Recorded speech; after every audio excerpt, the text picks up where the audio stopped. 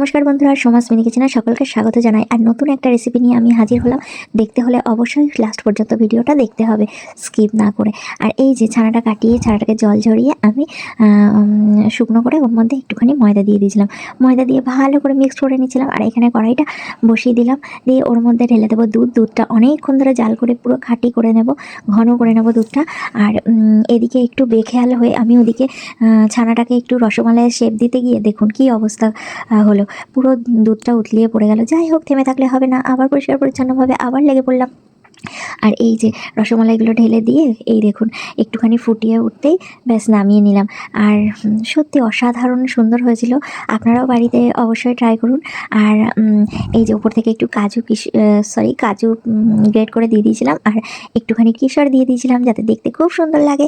খেতেও কিন্তু অসাধারণ সুন্দর হয়েছিল। এক্ষুনি রিভিউ পাবেন, দেখতেই পাবেন আপনারা। আর যারা আমার চ্যানেলটা এখনও সাবস্ক্রাইব করেনি, প্লিজ আমার চ্যানেলটা সাবস্ক্রাইব করে আমার পাশে থাকুন। অসংখ্য ধন্যবাদ। পরের রেসিপিতে আপনারা কী দেখতে চান